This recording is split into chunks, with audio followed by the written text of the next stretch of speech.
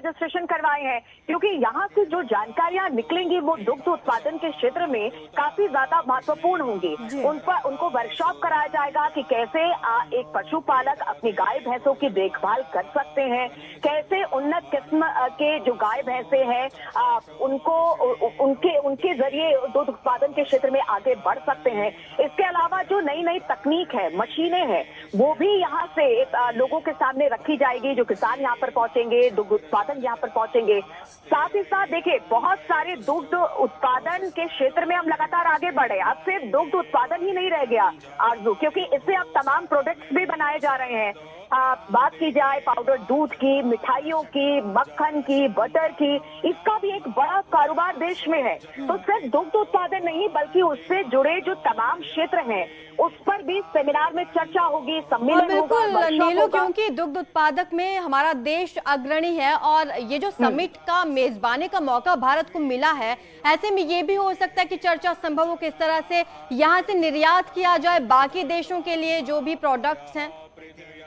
बिल्कुल। और देखिए, अभी भी अगर भारत की बात की जाए तो डेयरी उद्योग बहुत ज्यादा फल फूल रहा है भारत में, और इसको और किस तरह से विश्व स्तर पर लेकर जाए। हालांकि बहुत सारे विदेशों में भी यहाँ से उत्पाद जाते हैं, लेकिन और विश्व स्तर पर कैसे लेकर जाया जाए, खास तौर पर हाइजीन के मामले में जिस तरह से यहाँ पर यह भी बताया जाएगा कि दुग्ध उत्पादन में किस तरह के हाइजीन को मेंटेन किया जाए, जो प्रोडक्ट्स बनाए जाए वो किस तरह से वर्ल्ड क्लास के हो, ताकि उनको वर्ल्ड प्लेटफॉर्म पर रखा जाए, उनको वहां पर निर्यात किया जाए।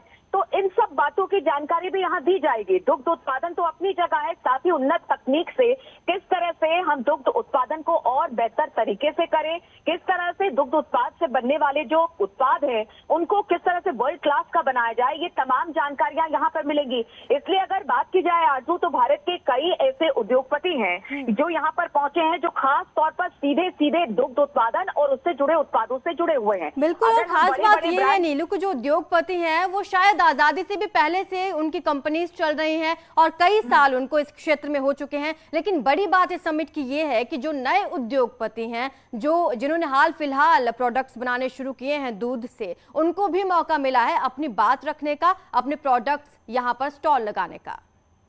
देखिए आरजू, अगर हम बात की जाए दुग्ध क्रांति, आपको याद होगी वर्गीस कुरियन, जो कि गुजरात में उन्होंने आनंद और से इसकी शुरुआत की थी, और वहां कहते हैं कि कुरियन को कहा जाता है कि वो सबसे बड़े सोशल एंटरप्रेन्योर थे, यानी कि उन्होंने ही पहली बार इंट्रोड्यूस किया कि किस तरह से दुग्ध उत्पादन के क्षेत्र में हम अग्रणी भूमिका निभा सकते हैं। और सबसे पहले मैं आपको बताऊं, जो पाउडर दूध का जो कॉन्सेप्ट था वो सबसे पहले कुरियन ही लेकर आए थे, और उसके बाद धीरे धीरे आगे बढ़ता चला गया। तो आज के समय में जो भी इस तरह से एंटरप्रेन्योरशिप जो शुरू करना चाहते हैं या नई तरीके से उद्योग लगाना चाहते हैं या क्षेत्र में आना चाहते हैं, उनके लिए भी ये सेमिनार बेहद महत्वपूर्ण हो जाता है, क्योंकि यहाँ से वो उन्नत, देखिए जो पीछे था उसमें बहुत सारी चुनौतियां थी, लेकिन उन सारी चुनौतियों को पार पाकर भारत आज दुग्ध क्षेत्र में अग्रणी भूमिका निभा रहा है। तो उसमें कहीं ना कहीं जो नई तकनीक है उसका बेहद योगदान रहा है।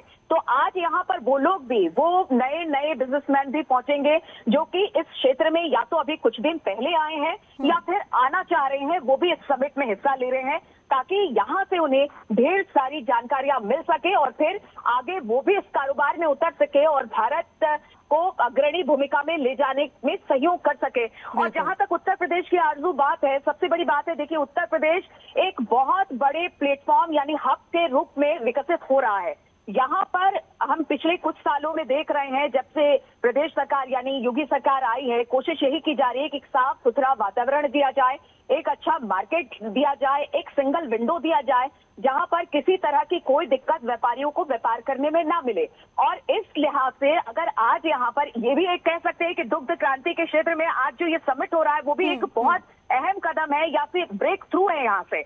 बिल्कुल नीलू, क्योंकि योगी सरकार की काफी तारीफें होती रहती हैं उनकी नीतियों को लेकर, चाहे वो आबकारी नीति की बात हो, जिसमें पिछले दिनों खबर ये आई है कि वहां पर दोगुना इजाफा यहाँ पर राजस्व में हुआ है, और दूसरी बात हर तरह की नीति, निवेश की नीति हो, उसमें भी योगी सरकार खरी उतरती है। ऐसे में ग्रेटर नोएडा में अगर ये समिट हो रहा है तो उत्तर प्रदेश को भी कहीं ना कहीं बहुत बड़ा लाभ इसका होने वाला है। बिल्कुल। और आरजू देखिए, उत्तर प्रदेश के अगर हम सोशल स्ट्रक्चर को देखें तो यहाँ की ज्यादातर आबादी गांव में रहती है, और गाँव में पशुपालन हो या खेती किसानी हो, इनसे जुड़े हैं उत्तर प्रदेश के तमाम लोग।